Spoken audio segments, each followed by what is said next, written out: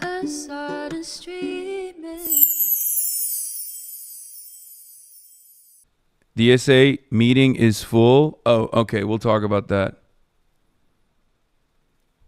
We'll get into it. Zohran Mamdani himself is expected to attend the New York City DSA endorsement meeting tonight and advocate against endorsing Ossé. So, HasanAbi head Ossé is making waves.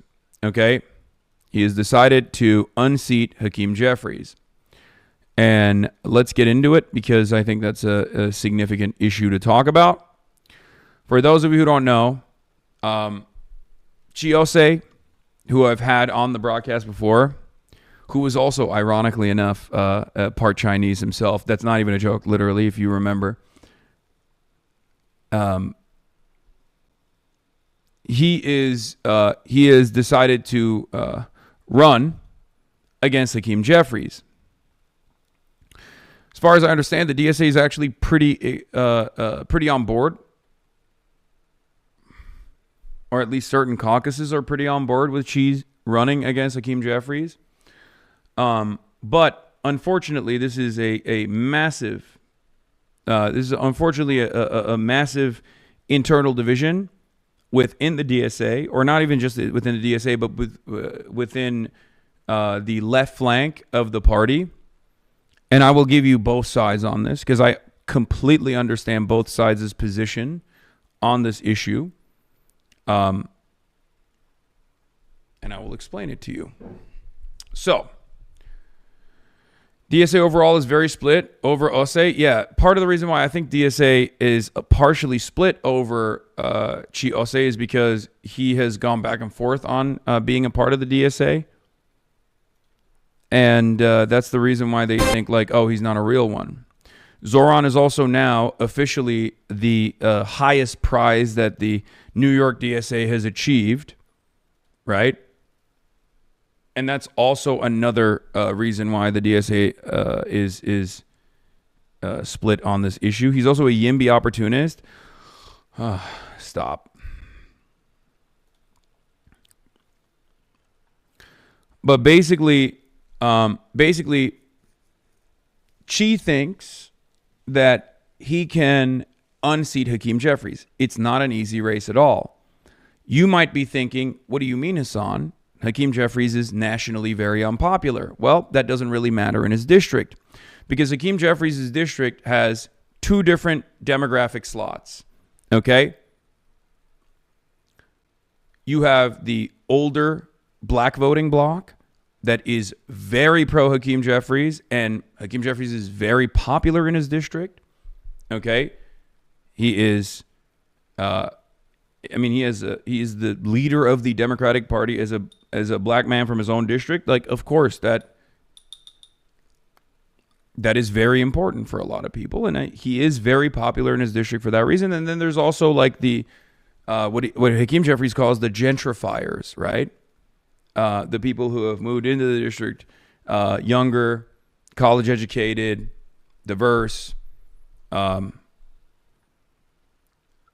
Those people are much more malleable and much more excited about endorsing or voting for Chi and primarying out Hakeem Jeffries, but they are not as large of a population in his district as the older established black voter base is, the base that is firmly committed to Hakeem Jeffries.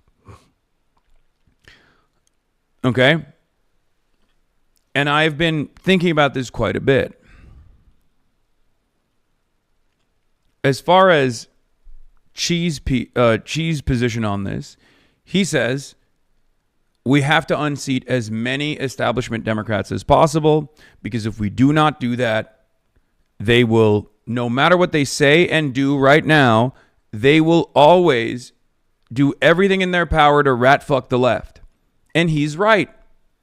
He is absolutely right. Okay? He's not wrong. He is completely correct on this.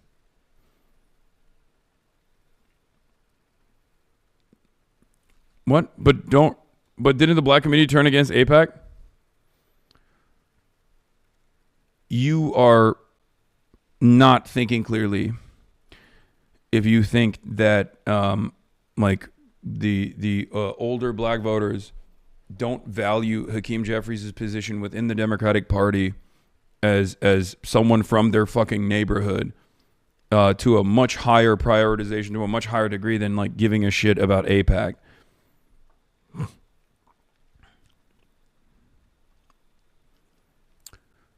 In any case, the reason why there's a tremendous division here is because obviously Zohran Mamdani, AOC, and many others are trying to play it very safe.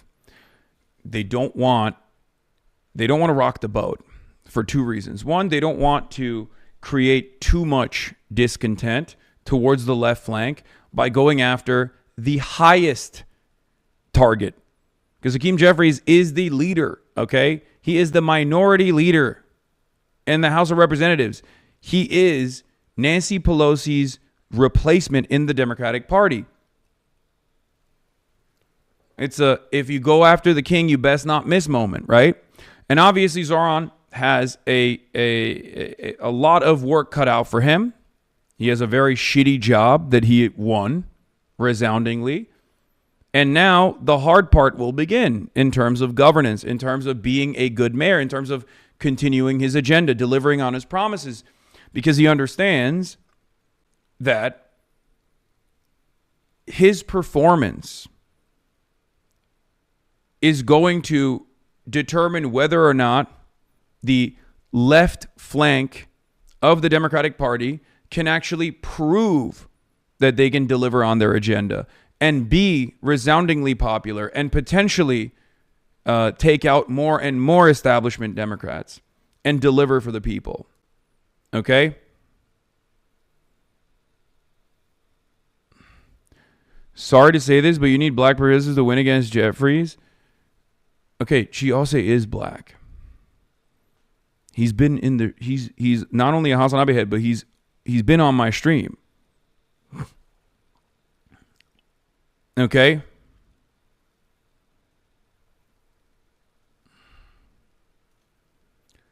That doesn't matter in this situation.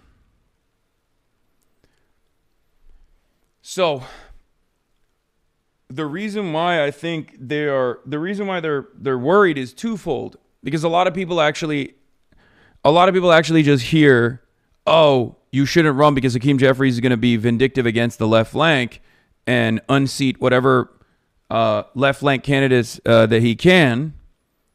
That's going to happen no matter what. The actual reason why I think Zohran and AOC and others are afraid is because they're worried that this is going to be a poor performance and cut away at the momentum that the left has gotten so far. Okay? That is the reason why they are afraid. They're not necessarily just afraid of rocking the boat, even though that is a consideration, but they're also afraid that this will be a nationally publicized race, and it will be seen as proof that establishment Democrats still have power and that the left flank is not actually super popular. But as far as Hakeem Jeffries' national performance goes, this most likely will be the least popular he ever will be. So if you want to unseat someone like that, if you want to take out a major enemy of progress, a major enemy of the left flank of the party, this might be the most opportune time to do so. And I think that is another reason why Chi's interested in doing it. Building on the momentum that existed from Zohran, and then on top of that, actively trying to unseat hurdles against the progressive flank of the party. However, the DSA is also not as well funded as a machine, and they probably have different considerations, like why don't we spend our efforts on easier wins rather than a heavily publicized national race? So basically, it's a gamble, and it's a big one.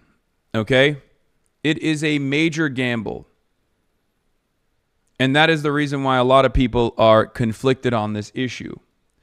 I have said already that if you are going after an establishment candidate, I will stand by your side. So, of course, I understand these considerations, but I still think that Hakeem Jeffries is always going to be an enemy of the left, an enemy of progress, and therefore trying to go after him and trying to unseat him isn't necessarily a bad thing. That's my attitude, at least.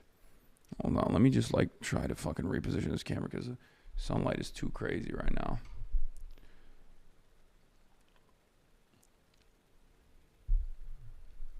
I think that ultimately running against Hakeem is also a good thing because this is the only way that you can move politicians on any issue whatsoever. And I do think that Ossé's run against Hakeem Jeffries in the worst case scenario will still cause Hakeem Jeffries to take a more pro-left position. It will force Hakeem Jeffries to be more open to the left. Now, how real that or what that will look like, I do not know. Or how real that will be, I do not know. But I do know that he will take that position. It's the same as unions, right? Even the threat of collective action or the threat of a labor union forming immediately causes the managers to reconsider the wages, and your wages immediately go up. That's such cope, man. No. That's not cope. This is just reality.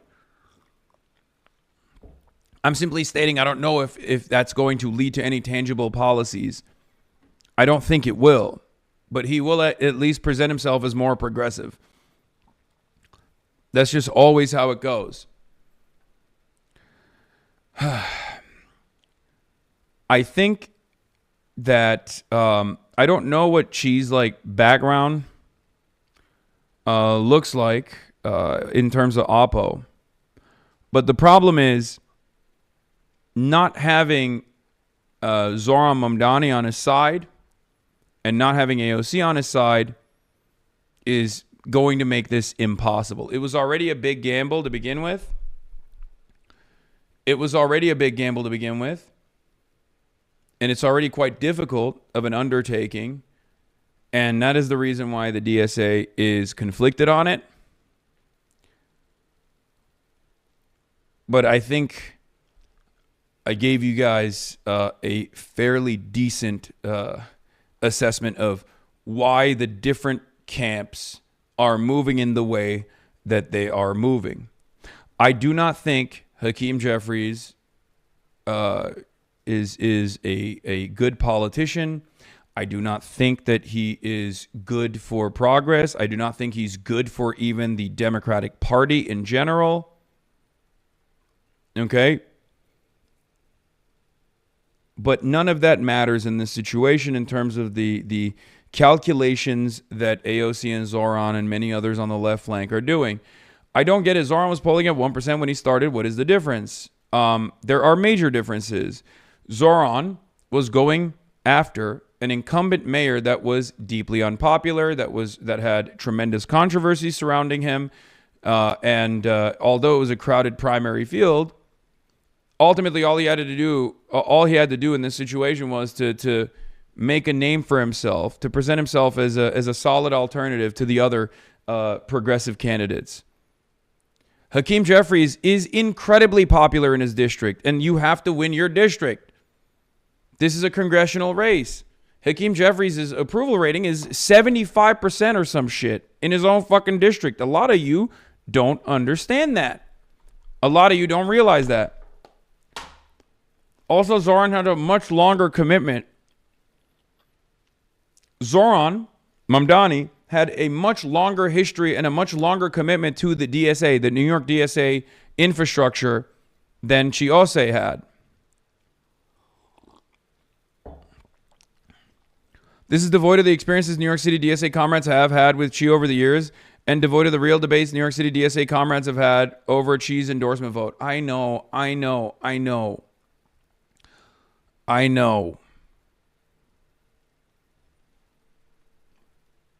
know the fucking debates, okay? I know more than I'm letting on, all right? Calm down. Ugh. It's one of my least favorite things.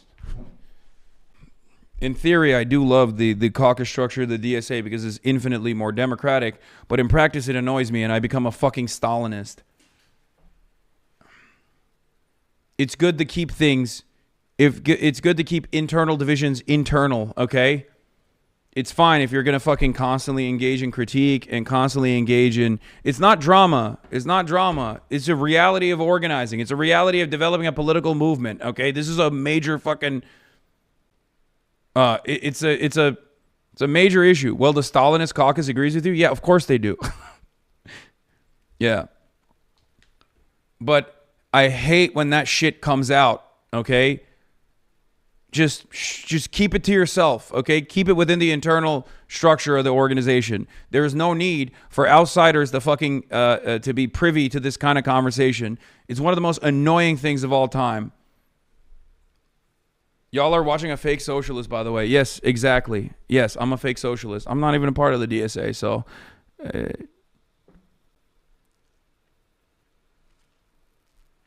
Anyway. Personal point of privilege video? No, that's not even what I'm talking about. This is more consequential than that. That stuff is just lame.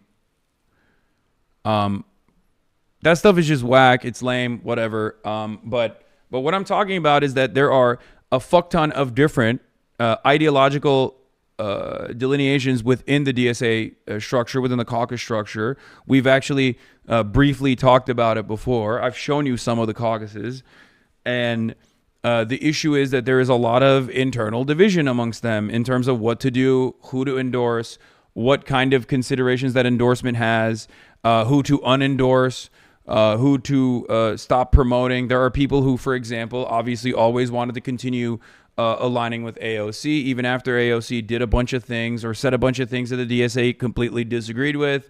And some people were like, well, it doesn't really matter. We should still endorse her. We should still continue being a part of her. We should still continue promoting her and associating ourselves with her because obviously she's a nationally prominent politician and fairly popular, and this actually boosts the DSA profile. And there were people internally within the DSA that were saying, okay, but if we have no fucking values, then what difference are we making within the Democratic Party at all? If we're just going to always allow politicians to concede on demands, then we have no fucking demands whatsoever, and that politicians, even amongst our own ranks, could just come in, use this as a fucking door-knocking operation, and then cast us aside willy-nilly. This is a real fucking issue, right? That's a real issue. Anyway, those are all fair concerns. But ultimately, it's better to not have those concerns be made public, okay? That's all I'm saying. Hey man, stop airing our dirty laundry. This is already dirty laundry. It's not even dirty laundry. This stuff has been discussed openly, obviously, and the outcome is revealed. So it's not like it's airing the dirty laundry here. And here it is. This is where borrowing a party model from the Second International is killing the DSA. Just my opinion. Okay, we're gonna stop talking about this now. That this is the most inside baseball. We're now literally fucking talking about.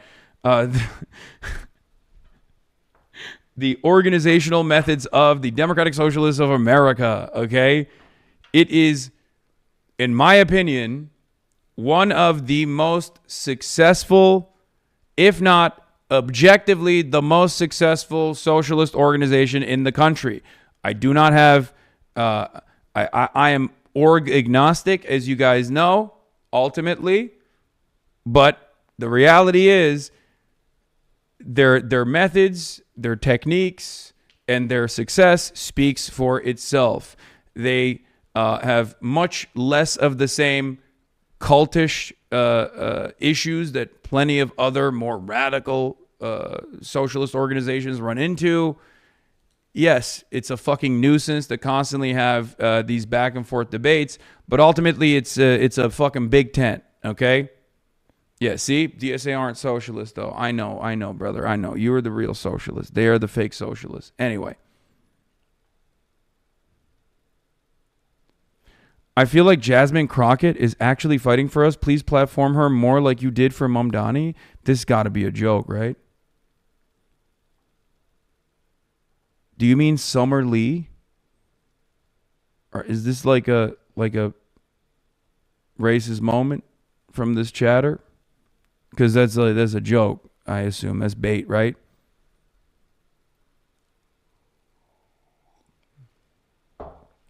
No, we are serious.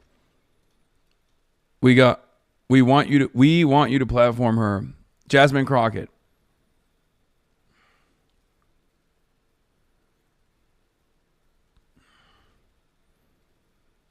I feel like Chuck Schumer is fighting for us. Let's platform Chuck more.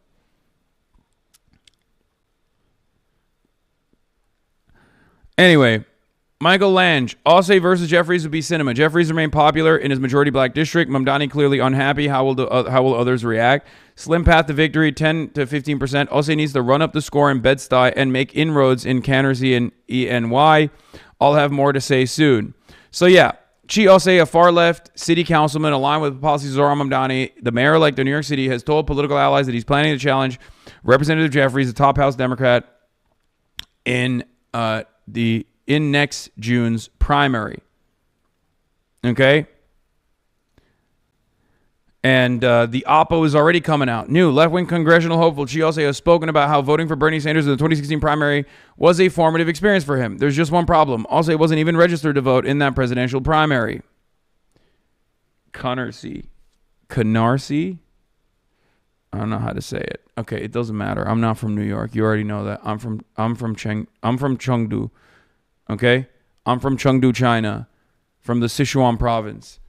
Okay? I am not from New York City. From the New York province, under the protectorate of Kathy Hochul, New York Oblast.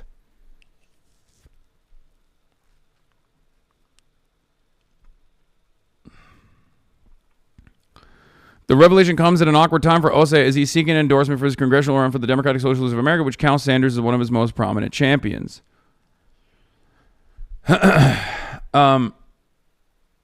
We already know Mamdani and AOC sympathizes. They just need convincing. I mean, they very clearly have staked their position even before this came out, seemingly, because you don't actually come to this conclusion, on the moment. There was already New York Times reporting on this stuff. All right, let's get into it. Let's hear what they have to say. All right, well, likely encouraged by the success of Mayor-elect Zohran Mamdani, New York City staring down the very likely prospect of many of its leaders in Washington. Listen, groundwork gave me a labubu when I was at the fucking the DSA conference. So I'm obviously I have my biases. Let's just say I have the groundwork DSA lafufu on my backpack, on my streaming backpack, as you guys know. We just saw how Zohran forced the hands of people that swore him off. I agree. Here, I'm going to be very honest with you. The only way this changes around is if Chi is able to make decent ground early on and prove that he can be a serious contender against Hakeem Jeffries and actually bring back Zohran and AOC and all these other people while simultaneously explaining to them that Hakeem Jeffries is going to rat fuck them regardless and rat fuck the left regardless of whether or not there is a serious competition.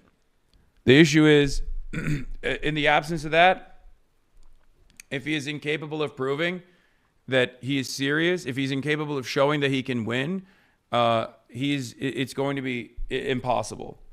Because there's no way, I'll be honest, I don't think there's any way that that Chi makes it out of this situation without help from not only the DSA, but also even Zohran and AOC. But in order to secure their help, in order to secure their endorsement and their help, I think he has to basically explain. He has to basically show them and prove to them that he can do this, which is very difficult. Did the audio just change a bit? Volume went way down. Wait, really? Wait, oh, because I was speaking directly into the microphone and I'm not now.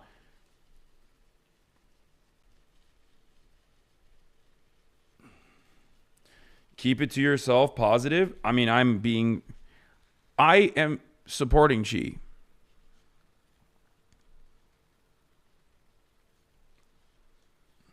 Having said that,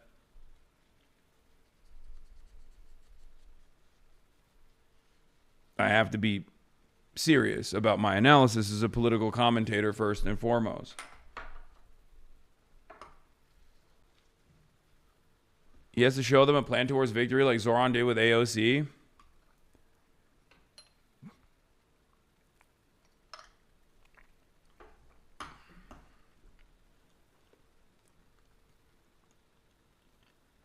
It's bad tactically and strategically, in my opinion. It weakens the coalition for 2026. No, I don't agree with that. I mean, I understand why you are running scared. I get that. Ultimately,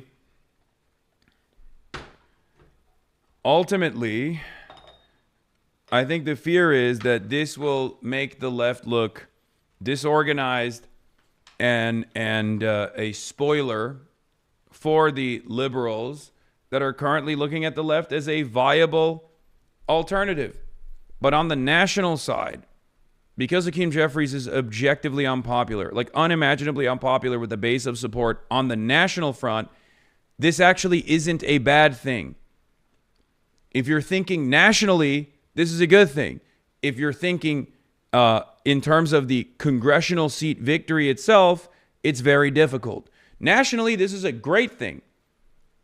Ossé will get, I think, a lot more support from outside of New York, but you can't win your district that way. His three big potential endorsements were all long shots, so they probably personally not going to hate too much. No, they already have come out and said, no, he shouldn't do this. First, they gave teasers to the New York Times.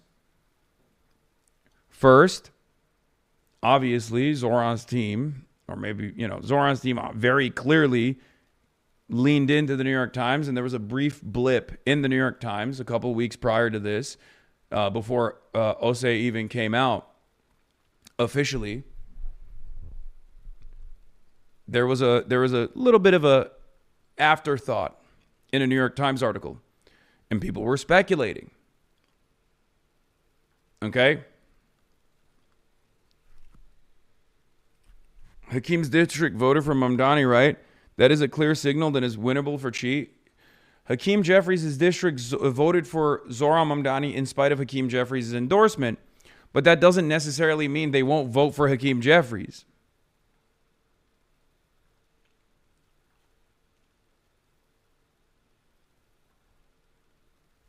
That's very different. Voting for Zoran Mamdani in spite of a non-endorsement from Hakeem Jeffries does not mean anything when Hakeem Jeffries himself is running. Is Jeffries even popular in his district? Yes. Yes. If Hakeem Jeffries was as unpopular as Chuck Schumer is, okay, then this would be a much different consideration. To be fair, Jeffries never won a competitive race. He can be beaten. This is also true.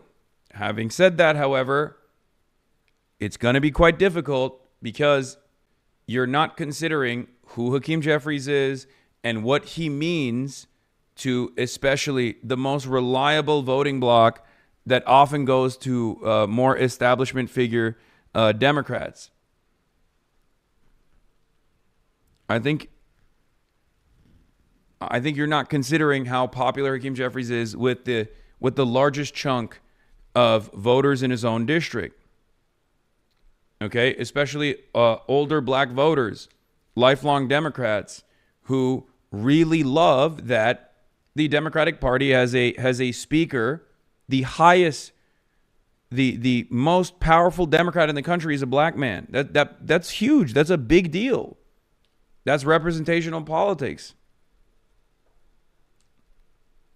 Like, think about it. For me, I see fucking 34-year-old Muslim socialist. I'm like, oh my God, this is insane. Running for mayor of New York is an exciting moment for me. Beyond his ideology, beyond what he said he was going to do. Is Chi not black? Yes, he is. But he's not the fucking speaker. Hello? He's not the most powerful Democrat. He is unseating the most powerful Democrat in the country.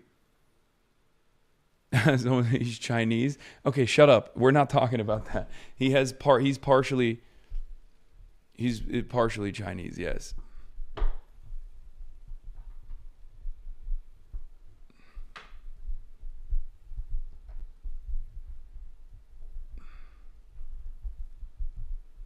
Chatters think if he beats Hakeem, he becomes speaker. Yeah, that's not how that works. Just like AOC beating Joe Crowley didn't make her the treasurer of the Democratic Party. Chatters. Joe Crowley was the third most powerful Democrat in the country in an uncontested seat. AOC was able to sneak into that primary and unseat him. She did not magically become the treasurer of the Democratic Party. That's not how this works. The party's own infrastructure is different. It's not determined by elections. Obviously, if that was the case, AOC would have would have become the fucking head of the oversight committee.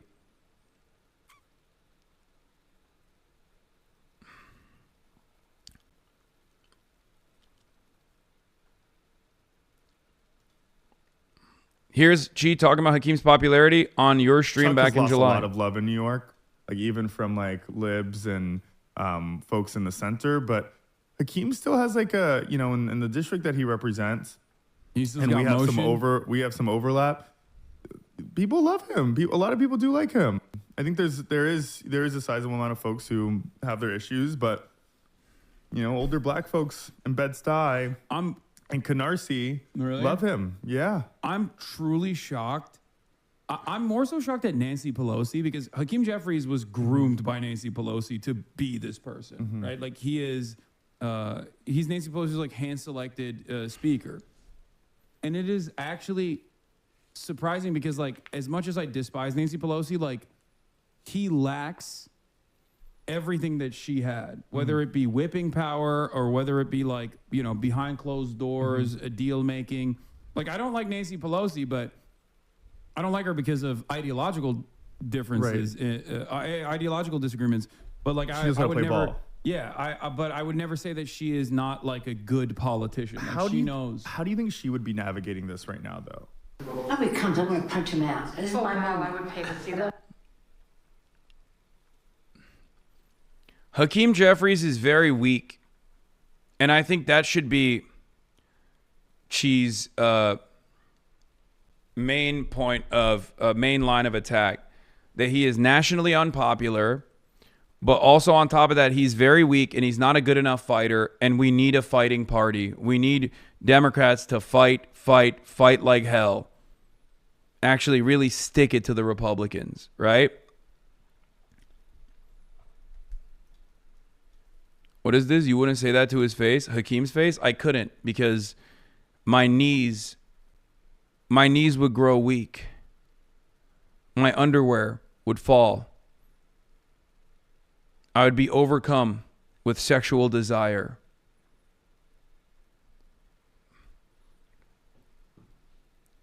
Hakeem Jeffries' sensual figure would absolutely destroy me.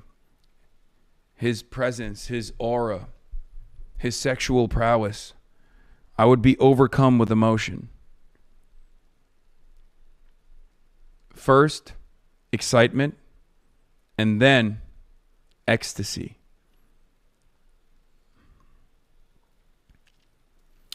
As a national figure in the party, he's weak, but as a local politician, he's very popular. As half the battle, Chi is crushing his popularity locally, and then he also has to offer virally popular policy positions Jeffrey's not able to mimic and take on himself. Yes.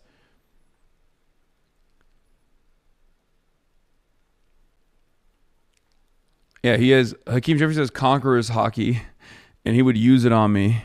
He would cook me.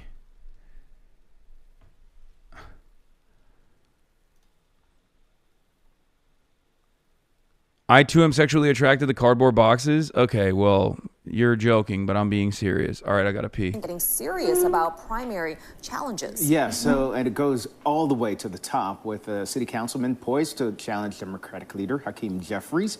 Our senior political reporter, Henry Rossoff, live for us at City Hall with what you knew and what you need to watch out for. We thought that maybe AOC would primary Chuck Schumer, but there might be others.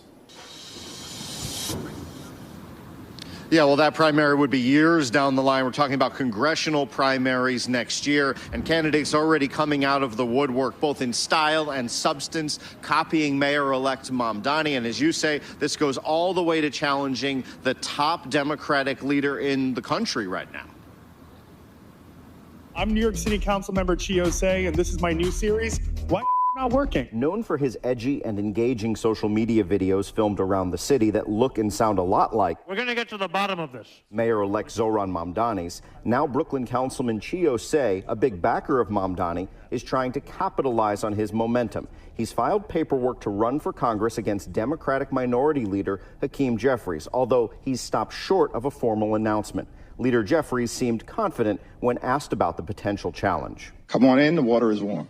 If anything, the water is downright hot across the city. Ossé is the leading edge of a wave of left-leaning Democrats, some aligned with the Democratic Socialists of America, looking to seize congressional power. In addition to the challenge Jeffries is facing in Brooklyn's 8th congressional district, Dan Goldman in New York 10 is expecting a challenger. Grace Meng in New York 6 in Queens has a primary challenger, as does Richie Torres out of New York 15 in the Bronx. Hakeem Jeffries, Dan Goldman, Grace Meng, who are squarely in their prime, who have very effective constituent services and have a strong record of public service. It is tough to make an argument against them. All of this Democratic infighting will unfold during the first few months of the Mamdani administration early next year. And just yesterday, the incoming... Yeah, he's worried that this is going to not only make things more difficult for him in New York politics, it's going to make things more difficult for him in terms of like his governance. It's just too much controversy. He doesn't want to rock the boat at all. I'm putting an early parlay for Hakeem to use Hassan as a way to take down Chi. Oh yeah, that'll definitely happen for sure. I mean, that they'll try it. But it's not, I mean, obviously it doesn't fucking matter. It doesn't actually work. I think it's incorrect to comment on this at all. He's shanking his left flank way too early. Yeah, I think that's because Zohran is somewhat green. I will say that. Okay, I will say that. I think Zohran is kind of green, and that is the reason why they tried to nip this in the bud instead of seeing how it plays out, because I think he thought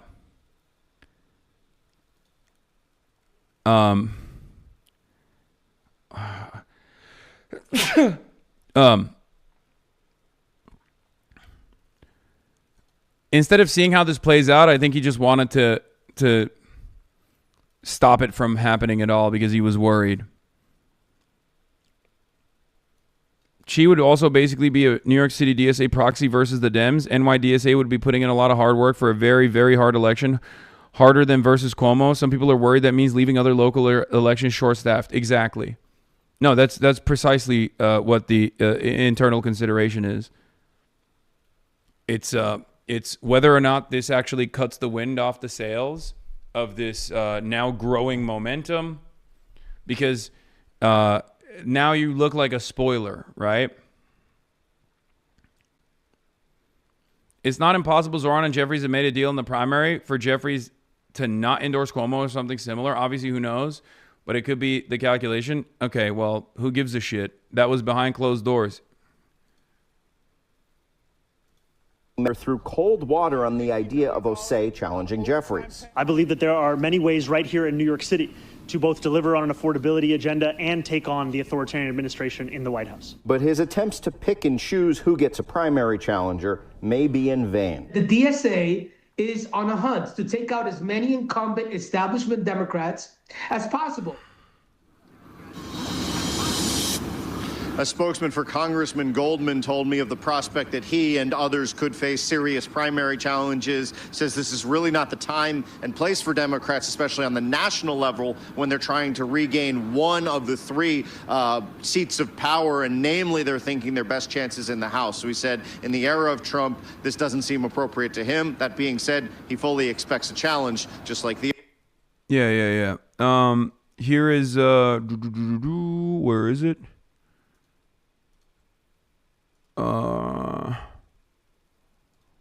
Here's a Pix 11 exclusive that Zoran gave, where he basically specifically demanded that she not do this. As you've seen, your election has created a lot of buzz. Now that the midterms are underway, that seems to be the focus, but your name...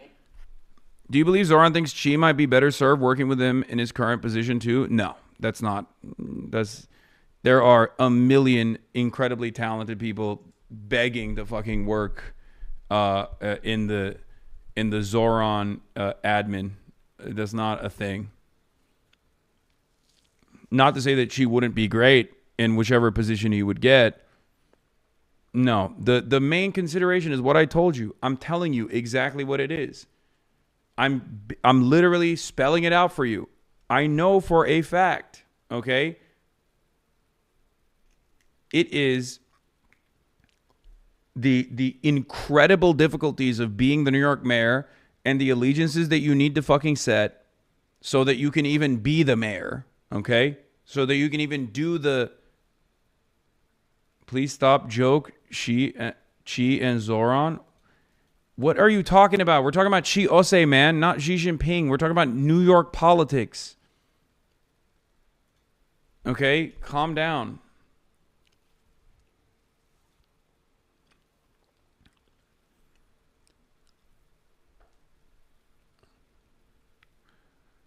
It's fears of doing the job without having all of these allies, or rather having them develop tremendous amounts of resentment against you, and you need those people. Let's be fucking real.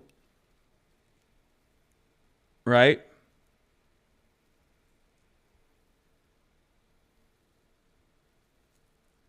But it's also like Zoran, I think, understands that he represents something greater than himself. It's not just about being a good mayor for New York, even though that is a major consideration, but it's also about delivering on an agenda to the best of his ability, no matter how modest or how incremental these gains might be.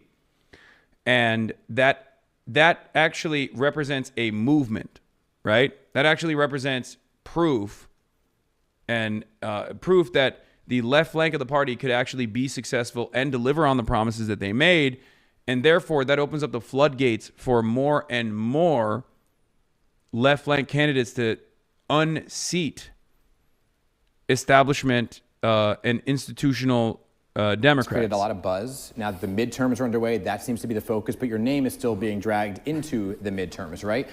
Let me talk about Hakeem Jeffries for a moment, who now may face a challenge from Chi Ossé, who is a member of the DSA. You said that there are local issues that Mr. Ossé should be focused on, maybe should remain a councilman. Are you saying he should not run against Hakeem Jeffries? No, I'm saying that I think the focus should be right here on New York City. I respect the work that Councilmember Ossé has done in the council. But what does that mean? Should he not run?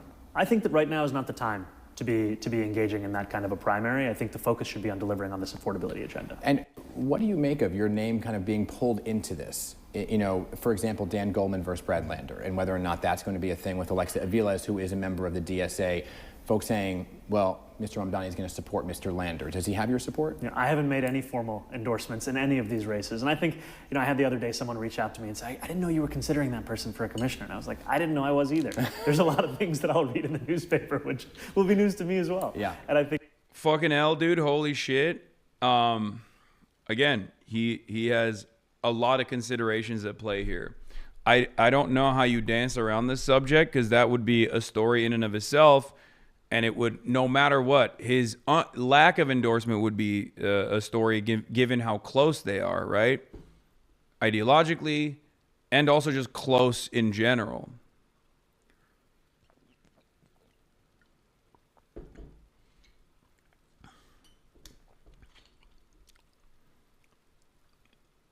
This is the annoying and shitty aspect of politics. I think there's the fact that Chiose did so much to help create Zoran's platform with his team. Now that Zoran's going to be in power, maybe this isn't the time to leave the place where much of that platform will have to be enacted for a quixotic primary campaign against a politician who's unpopular in America but popular in his district. Yeah, this is not the same kind of primary. It's not. I think the best thing that Zoran could have done in this situation was to just, say, hey, I can't be thinking about this right now. Okay? I can't be thinking about this right now. I can't be thinking about this right now. Him not endorsing Lander is crazy work. No, it's because, again, this is New York City DSA internal politics to a certain degree. Brad Lander left New York City DSA. I like Brad Lander, for the record. I think he's great. But he left New York City DSA after October 7. And outside of that, there is a DSA candidate on that race. There is a DSA candidate that is most likely going to run for that seat. And that is the reason why he is not doing that. Yeah, the DSA pick is likely Avies. Alexa Avies is endorsed. Jeffries is also just a House rep, 2 years, and you can take down Big Dog again once Zoran gets love for administrative success.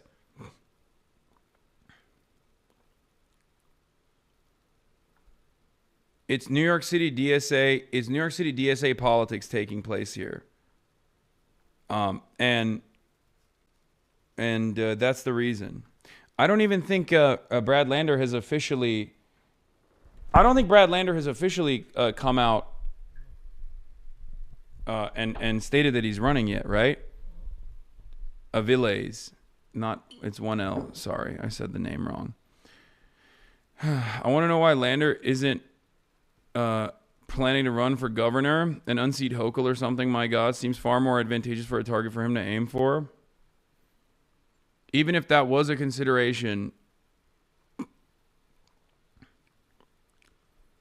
you can't do that right now. You can't say that right now. Like Zoran can't say that right now. What New Yorkers should know is that every day I wake up and I think about the affordability agenda. I think there will always be an attempt to make it a story about something else, but the most important thing is, and there's a different challenger for governor anyway. Do you see it as a moment for the DSA as a whole, as they now chart to challenge some of these institutionalized names? Do you see it as a moment? I think the moment in this time right now for members of New York City DSA and New Yorkers across the 5 boroughs is the opportunity to fulfill the agenda that brought so many into politics, which is how do we make life easier for working people? That's what has animated so many for so long. Now the difference is we have the opportunity to deliver on it. And a couple rapid fire, because I know we're nearing the end here. I know you've been asked this. Ossé says DSA is Hassan is. Not wrong. I mean, he's more DSA than I am, but I get the point that you're trying to make. Having said that, there are definitely caucuses within the DSA that's looking positively at going after Hakeem Jeffries. A million times, are you moving into Gracie Mansion? And when will you make the determination? I have to make that decision with my wife, but as soon as we do, we will let you know. If you don't, are you staying in that 1 bedroom? That's probably where I would be if I didn't go, but we haven't. Your chat got fucking weird since you've been in China? I don't think so. What do you mean? This is understandable diversity of opinion on an issue like this. This is exactly how my chat would be in a circumstance like this. We're not going to be instantly united on something, especially as like this is super close to many people. Many people that are in this community are straight up in these rooms, in these caucuses, within the New York City DSA infrastructure. They're not.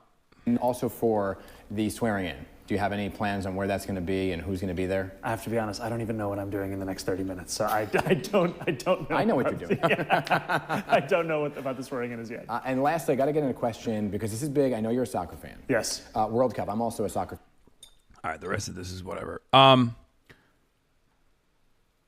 Your subreddit is brutal, Mamdani. They think he's a lib because he won't commit to firing cop boss. Insufferable. Who cares?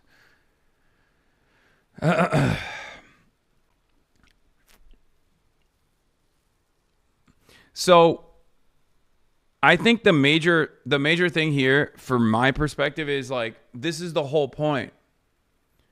This is the entire point. The Democratic Party is nationally weaker than it's ever been. Hakeem Jeffries is nationally an incredibly weak candidate for good reasons. He is a very powerful candidate for the congressional race, obviously. He's very popular in his district. Having said that, it's a gamble, for sure. Even with Zoran, AOC, Bernie Sanders' triple endorsement from the start, it would still be a very difficult race to win. Make no mistake. And it's virtually impossible without their help. Having said that, this is supposed to be the whole point, right? In the absence of a viable third-party alternative, this is supposed to be what we are doing. This is what Zoran did as well. Now, of course, the situation was very different because that race was, there was a dead-in-the-water incumbent, right? So that was a much different mayoral race if you are looking just at the race itself and not the larger trend lines and larger consequences of what a victory like that would spell. But yeah, Michael Lange is not wrong about his assessment, where he said there's a 10 to 15% shot right now for victory for Ossé.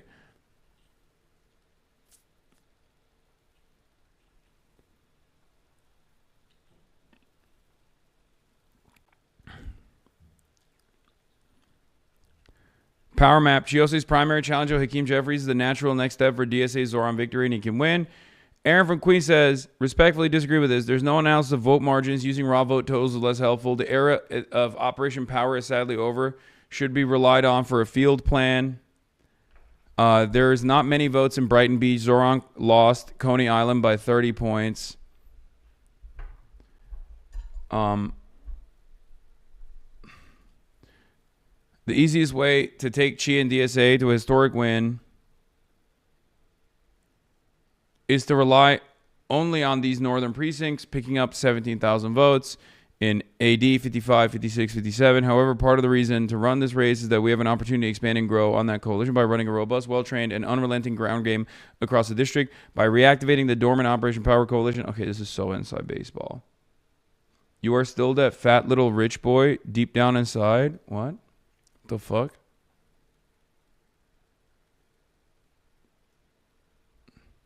Dude, it's so weird watching a YouTube video with you talking and switching over to Twitch. Dude, let's watch some copium about Ossoff taking the lead, Lamau. Hmm.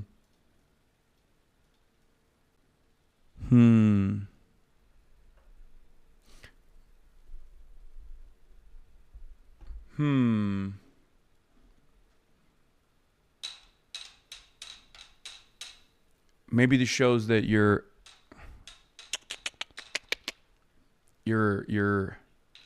analysis is not the best. I'm just saying. Professionally wrong chatters coming in to be wrong over and over again in the chat.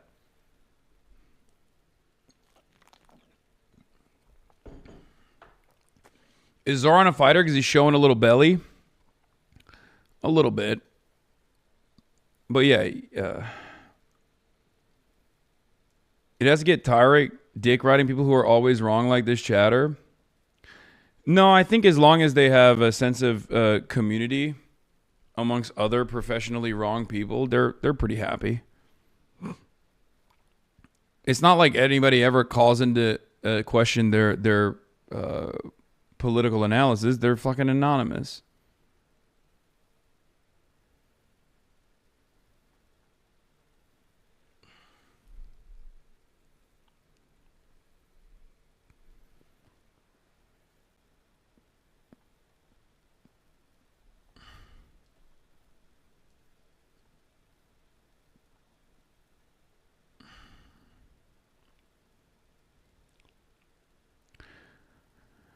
Also, the youngest person ever to be elected in New York City Council is earned plaudits for an impressive understanding of new media, beating back Central Brooklyn's atrophying Democratic machine. Also, he won his council seat 4 years ago with little institutional support, a guerrilla effort of door knocking, creating mailers, and millennial-focused social media.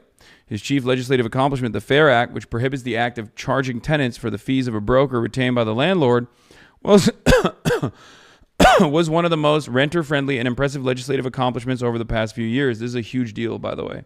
And it speaks to what he can do with even the limited amount of power that he has. Armed with robust communicative instincts, Ossé's future is undeniably bright. 27-year-old talent that could easily raise millions of dollars and galvanize scores of volunteers.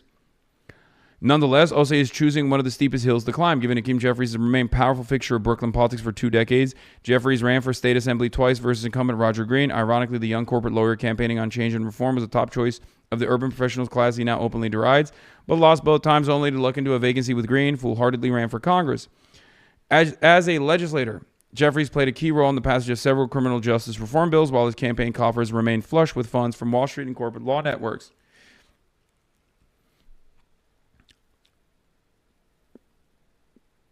Mike from PA believes in Chi more than you do. No, I believe in him. I'm supporting him. I'm simply saying that it's a tough race, which it is.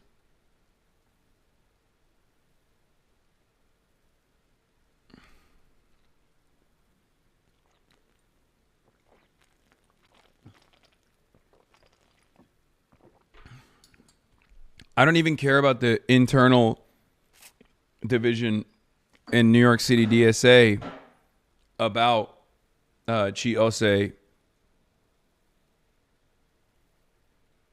And I don't think Michael from Pennsylvania would disagree with me on how tough of a race this actually is. He recognizes it too. I'm sure he's just hopeful. He's hopeful that because this is a very impactful race. This has the capacity to really kick into high gear if this was successful, and only time will tell whether or not the chances will improve. Obviously, the early hits from his closest allies is not a great start, but if successful, this would be an incredible change.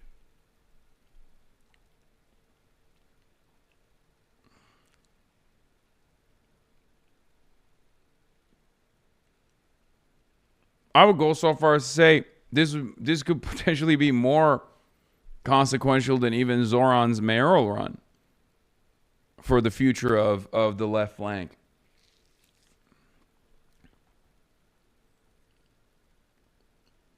I think that, like I said, I wish that Zoran didn't actually immediately go, don't do this. Like, even if that was his analysis, there is no reason. There is no fucking reason for him to say, don't run publicly. No reason whatsoever. Because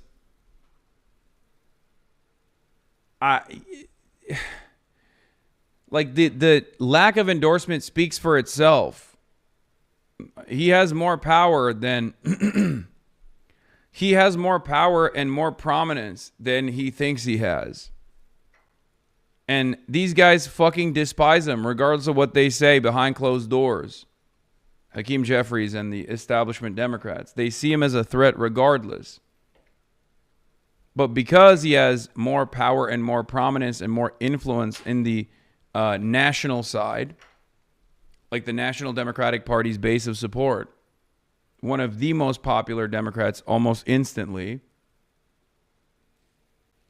especially paired up with the fact that Hakeem Jeffries basically didn't fucking endorse him until the very last moment. And even then it was like the lightest, shittiest endorsement of all time. He has every opportunity in the situation to just not say anything and then let that no endorsement speak for itself and then see which way the wind blows and then lean into that direction if he was going to be tactical about it. You know?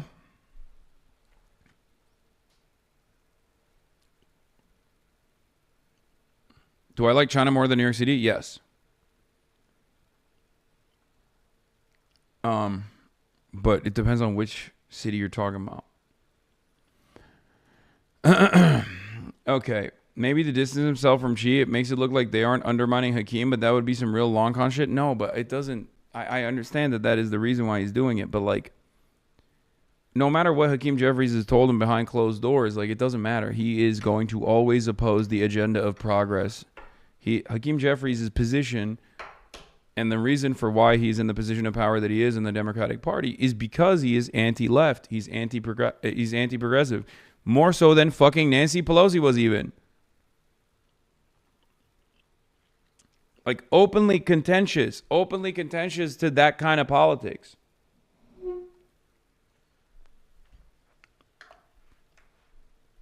He's Mr. Corporate Donation. He's Mr. APAC.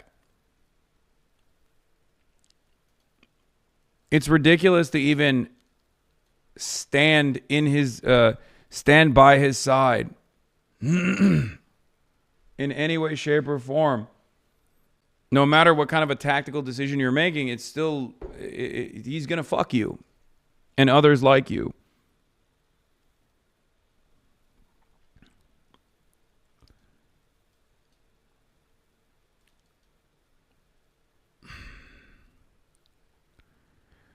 In local politics, Jeffries maintains a lower profile. He's repeatedly sparred with New York City DSA, whom a spokesperson and transplant himself is referred to as team gentrification. Yeah, that's how they call it all the time. Jeffries also counts relatively few tried and true allies compared to his congressional contemporaries such as AOC and Nydia Velázquez. He eschewed allying himself with Eric Adams, who concurrently rose through Black Brooklyn politics, but took a hands-off approach with respect to the mayor's myriad of scandals. This year, the House Democratic leader sat out the Democratic primary for mayor, only issuing a tepid endorsement of Zoran once the result was beyond doubt. The Brooklyn representative remains closely allied with organized labor, the governor, and the state's congressional delegation. Most importantly, for the purpose of the discussion, Jeffries remains well-liked throughout his majority black working and middle-class district. Yep. New York's 8th congressional district spans more than a dozen neighborhoods in Brooklyn, stretching from gentrifying Clinton Hill and Bedford-Stuyvesant through many of the city's preeminent black communities, low-income Brownsville and East New York, middle-class Canarsie and Flatlands, the southern Brooklyn portion, which includes Sheepheads Bay, Gravesend, Brighton Beach, and Coney Island, remains a sizable geographic portion, home to many more politically conservative immigrants from the former Soviet Union who scarcely contribute in Democratic primaries. Hence, the vast majority of the Democratic primary electorate in New York 8 comes from either the district's left-leaning gentrifying pockets, college-educated renter majority, younger, or its predominantly black neighborhoods, diverse class character, older, less college-educated, where politics is less ideological but more centered on institutions and relationships. In the Democratic primary for mayor, Zohran Mamdani defeated Andrew Cuomo 58% to 44% across the 8th congressional district. That number is a terrifying one, I think, for Chi. It's not a great number for Chi.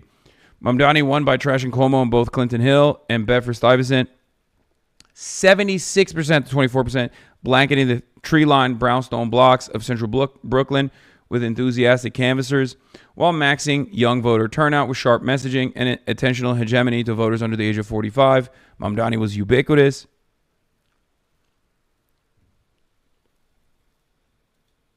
Leaks from the DSA meeting. Oh, yeah, there is a new mayor-elect Zohran Mamdani will personally attend New York City DSA candidate forum to try to convince the socialist organization not to endorse City Council member Chi Ossé's planned bid against House Minority Leader Hakeem Jeffries. Zohran is currently speaking at the DSA forum. As expected, Zohran is encouraging DSA members not to endorse Chi Ossé's congressional primary challenge against Hakeem Jeffries. He says the most important thing for the left right now is to deliver on the agenda he ran on, and endorsing Ossé could jeopardize that.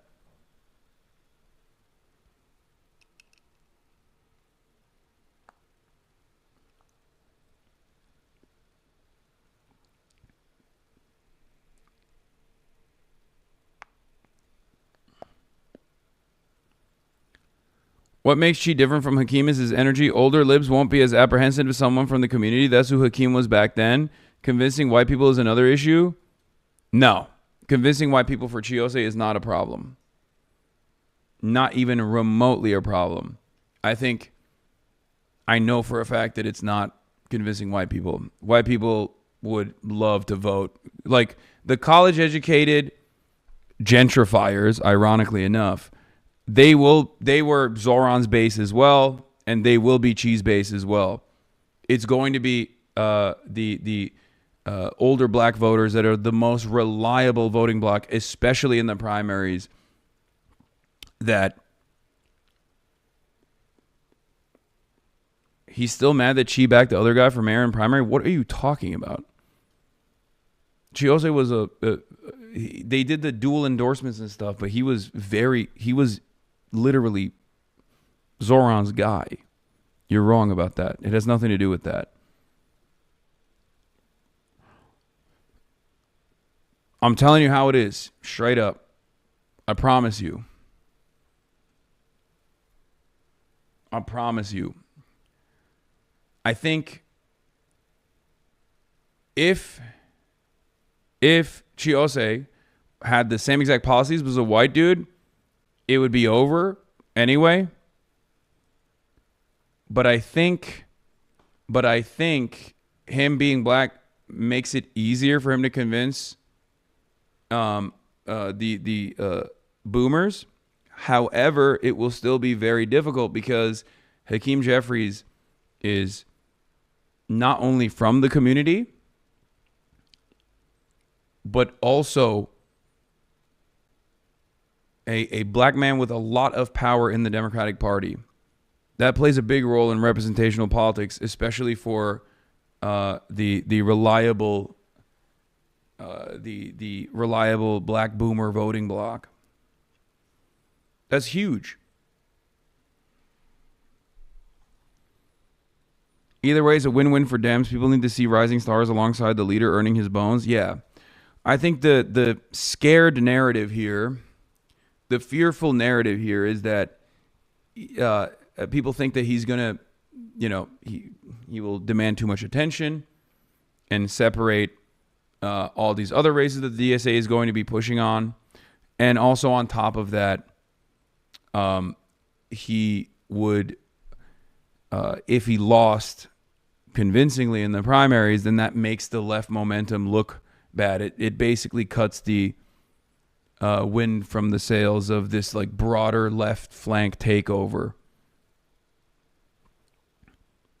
That's it. They think it's not strategic.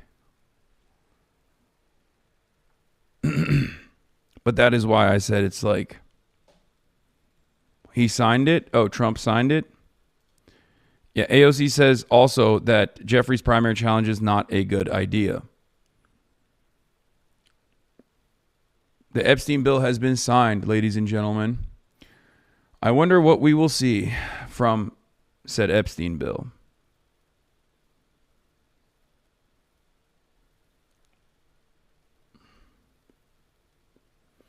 I think winning against Hakeem is kind of impossible. I don't think it's impossible.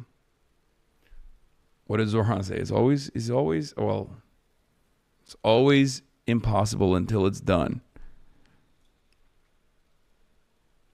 President Trump says he signed the Epstein files legislation. I wonder why he didn't make a big show of it and did a lid before signing it. New York politics is very machine-oriented and he has a political machine behind him. His base is solid and his presence in the community is a tough race that is more likely to lose than win and draw resources from easier seats. Yes.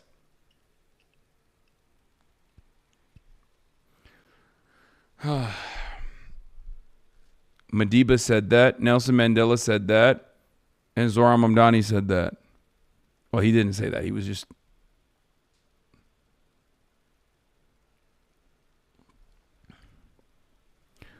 Bro wrote so much, bro. Jesus Christ.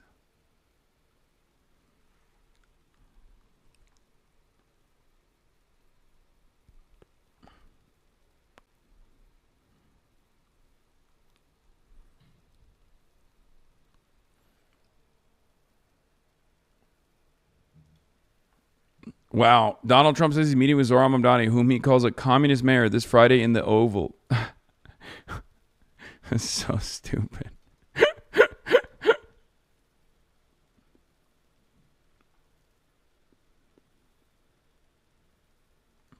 Thanks for educating me on the subject. Can I now repeat back to you your take but pretend it's mine? Yes. Well, don't repeat it back to me, but repeat it to your friends if you want. That's why I give it to you. Deflecting final boss.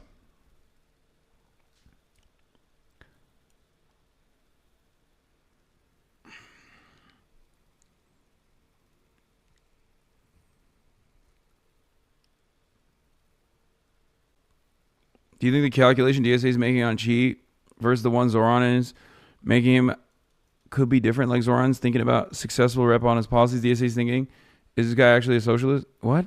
For who? For Chi Ossé?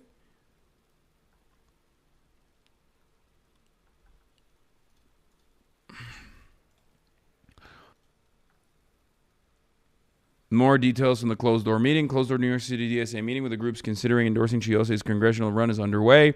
Per sources, Ossé said in remarks that Hakeem Jeffries uses race as a shield while he fails to fight fascism. Sources tell me Ossé said he knows there's skepticism in the room. Zoran Mamdani is potentially going to appear to argue against endorsing Ossé, but told DSA members he's committed to fighting for true socialism to take concrete steps to end the genocide in Gaza. Mamdani has arrived at the meeting and is in line to speak against the idea of endorsing Ossé per sources.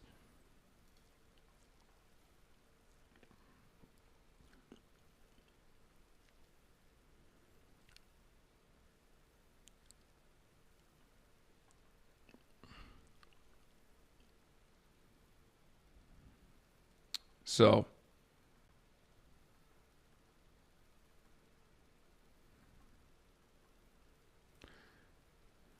yeah.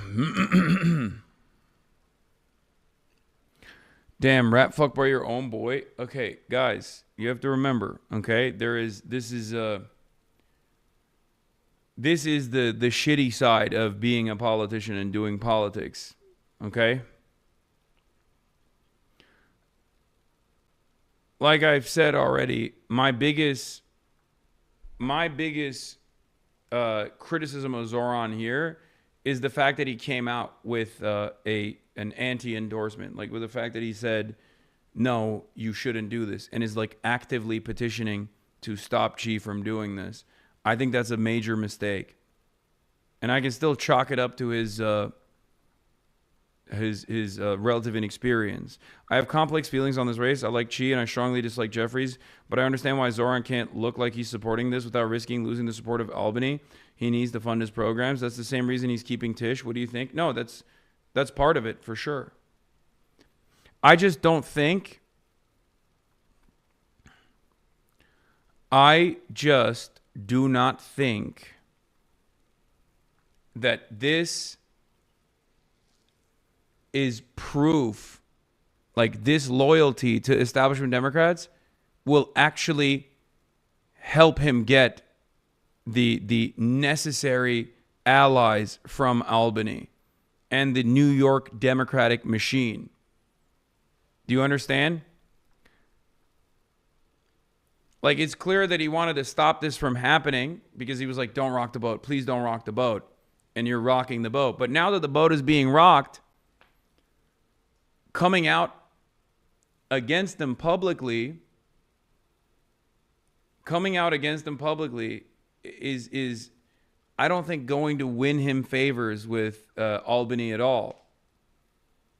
Like, there's no guarantee that these guys are going to actively support Zoran Mamdani and bring him into the fold and see him as a somewhat more progressive ally firmly within the New York City Democratic Party infrastructure.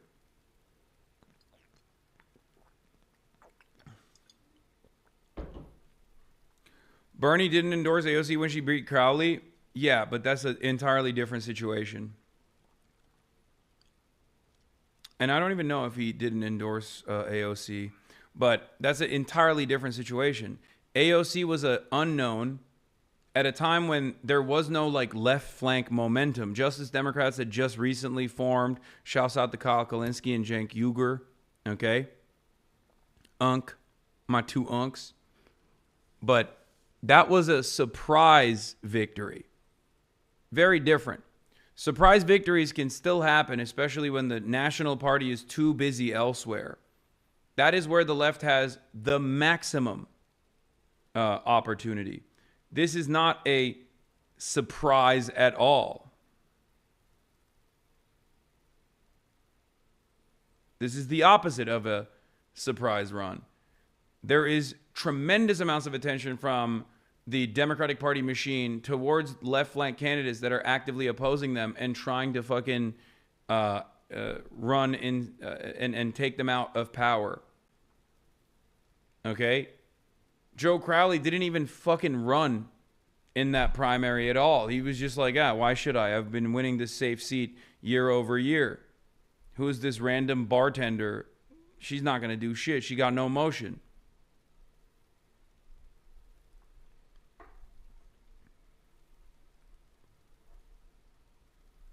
You feel me?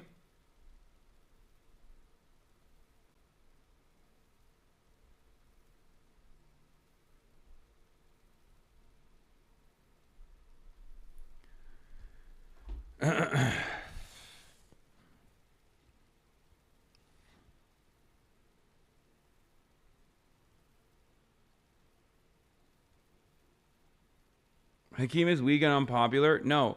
Hakeem Jeffries is weak and unpopular in the national. Hakeem Jeffries is weak and unpopular nationally. But this is not a national race. This is a district race. And Hakeem Jeffries is very popular in his district. You guys are wrong. That's why it's a tough race. When you're nationally unpopular, that's still good for Chi, because a lot of progressive younger voters will dump money into your fucking coffers because they want to unseat Hakeem Jeffries. Having said that, however, Hakeem Jeffries is the minority leader. He's the speaker of he is the Democratic Party's most powerful figure right now. He has unlimited funds. He has the entire Democratic Party machine on top of his serious popularity. Yeah, he has a 69 to 72% approval in his own district. There is no comparison between Zohran Mamdani in the primary to Hakeem Jeffries versus Ossé. Partially because Zohran Mamdani won. And that creates a lot more attention. That creates a lot more attention on other primary races for the institutional Dems that don't want that to happen again. Okay? So post Zohran Mamdani victory, there's obviously benefits for left flank candidates to run, but there's also a downside. Do you understand? Anyway.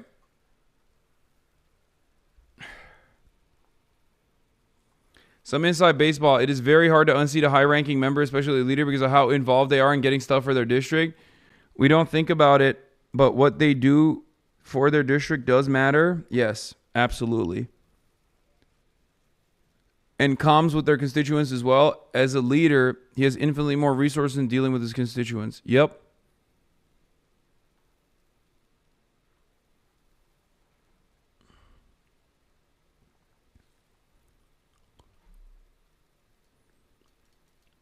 Zohran won 39% of the vote in Jeffries' district in the general, and Jeffries won 41% back in 2021. Like, Jeffries is still popular. Yeah.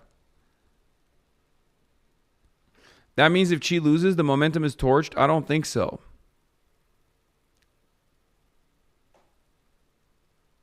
I don't think so.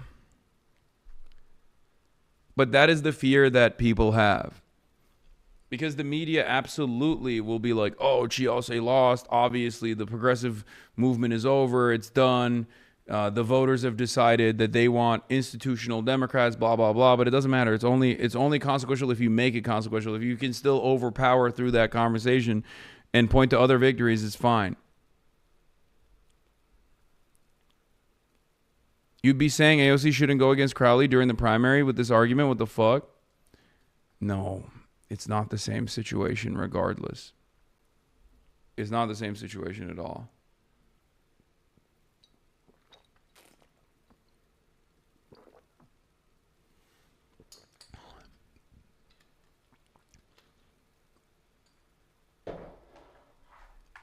Anyway.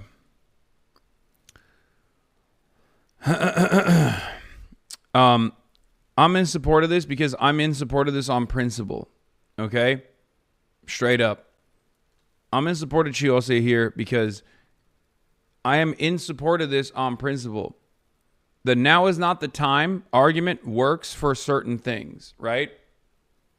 I totally understand if you're talking about like building a robust third party movement, right? It doesn't fucking exist at this stage. Or fomenting socialist revolutionary sentiment amongst the American proletariat. That's not a real fucking consideration. Let's be real.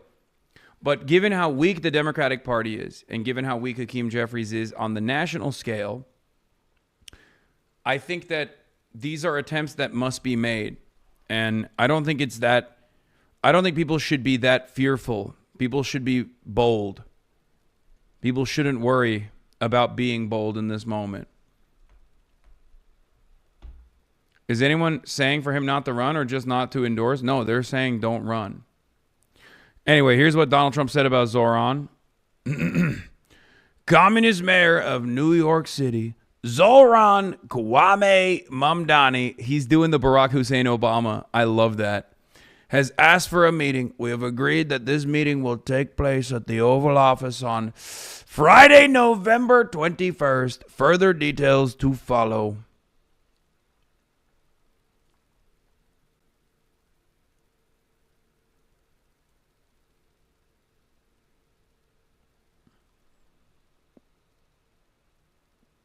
Sorry, I misunderstood. Do you think you should run against Jeffries or not? No, I think it's good. I think it's good to try and unseat establishment Democrats.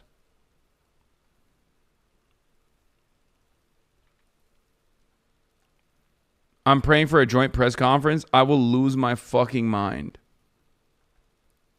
Dumb for Zoran to go to the White House. Trump is going to do a humiliation ritual by having Netanyahu there same day. No, he's not going to do that. But he will do a humiliation ritual regardless, yes. You're right about the humiliation ritual, but I think Zoran is charismatic enough to overcome that stuff. He is a wheeler and dealer. He is a silver-tongued devil, okay? This will be good. And this will boost his profile, I think. It will show that he is a reasonable person. It will show to onlookers that he is reasonable. It will show to onlookers that he is solid and he is an adult. What is this? He is on MS Now right now. Ooh. Mr. Mayor-elect. Good to be here. Thanks for having me. Is the White House meeting real? Who knows what's real these days, but do you understand it as a real thing? We did reach out to the White House, and my team reached out because of a commitment that I made to New Yorkers, that I would be willing to meet with anyone and everyone so long as it was to the benefit of the 8.5 million people who call the city home and their struggle to afford the most expensive city in the United States of America. MS Now, dude. This is not working. I don't think. How do you arrive Hong Kong? Plane. I'm calling it now. He's going to love Mamdani. He's such a nice kid and quite handsome fella too. This is how he vibed with the last Muslim in the Oval Office. Mr. President. That's another league, Mr. President. This is AI, man. Right? Isn't this fucking AI? Wait, Asin posted this? This looks like AI. What the fuck? Trump's movement looks so crazy. Is this not AI? Wait, why does he look so fat? That's another league, Mr. President. It's real? That's another league, Mr. President. I don't think I've ever seen him move like that. What the fuck?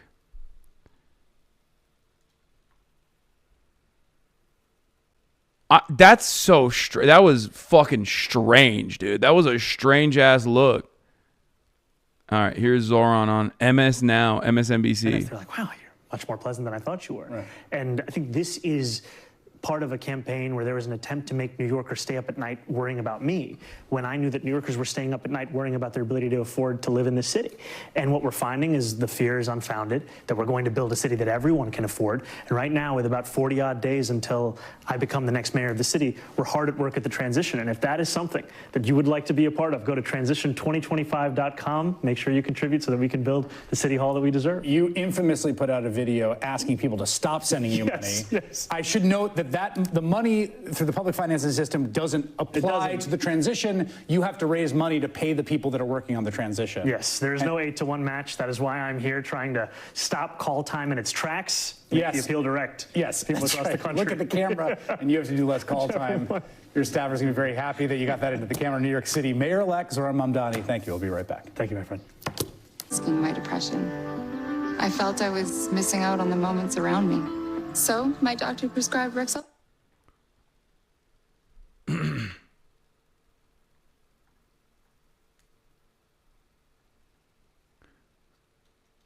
Look at the artifacts and any blurred out spots where Sora watermark would be.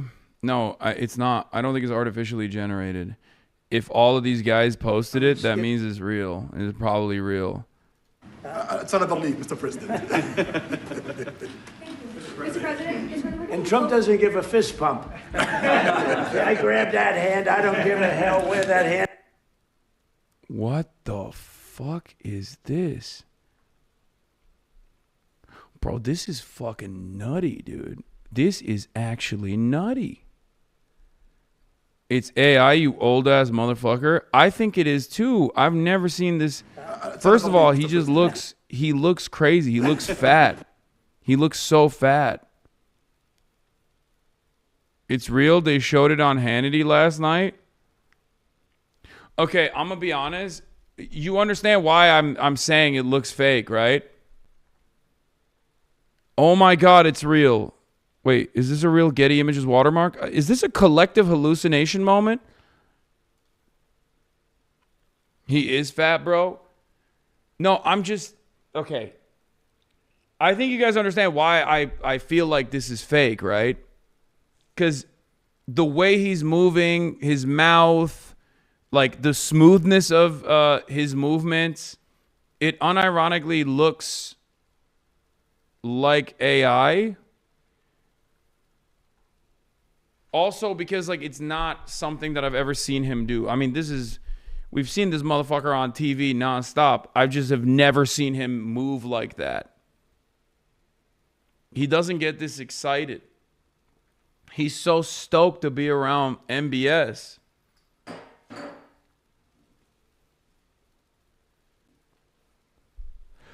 AOC has huge power here.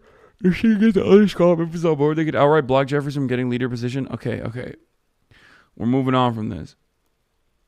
AI couldn't get the finer details of the library consistent. True. It's another league, Mr. President.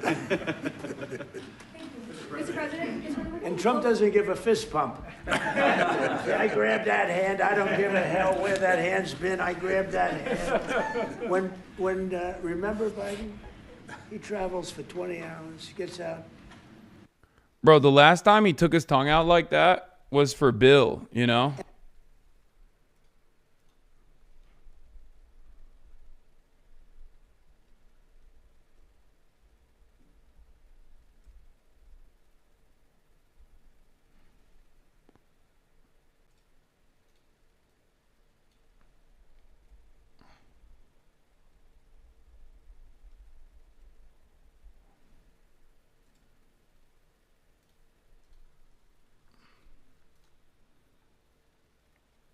That's crazy.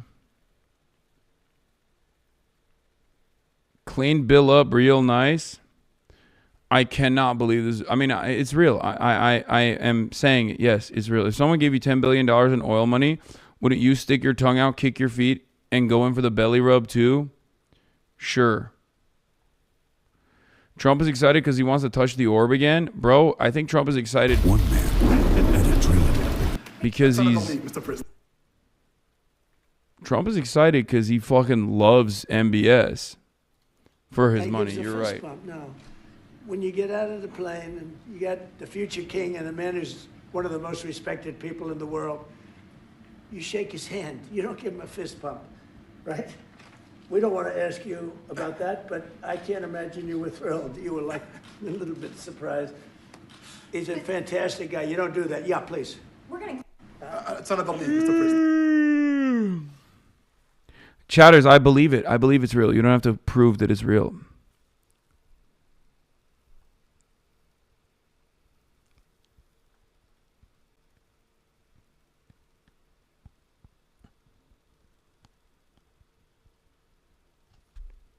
I don't think you realize how cool he thinks it is that MBS killed that reporter. That's why he's stoked.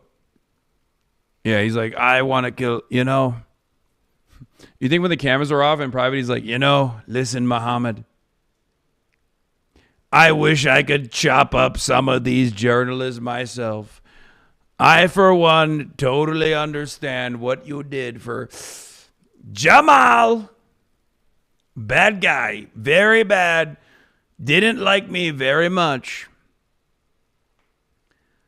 Sometimes when I'm on Air Force One and the press pool is asking me questions, I think, why not me? I could also put them in the embassy just like you did. Chop them up with a bone saw.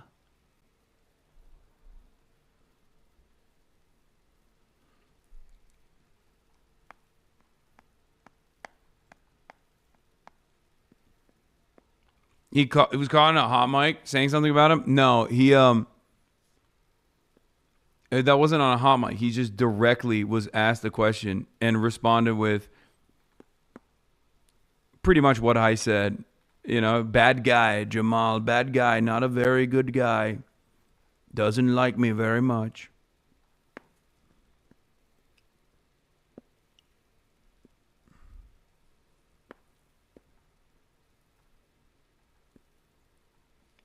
Are you still hitting Orland on the way back? Yes. Yeah, no, I'm not joking. I heard him say that Khashoggi deserved it, or imply that Khashoggi deserved it. Genuine question, why did the U.S. intelligence snitch? It wasn't. It was Turkish intelligence.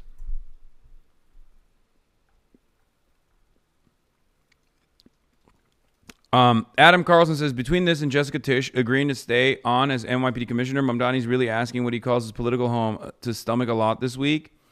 To be clear, I think both moves were strategically smart, but at some point you got to dance with the one that brung you. I'd have to imagine he throws DSA / his base a bone in the next few weeks. Yeah, it was in Istanbul. It was in the embassy in Istanbul, which, you know, obviously they fucking... They obviously had mic'd to the gills, right? There he is again, Hassan is streaming. Hassan.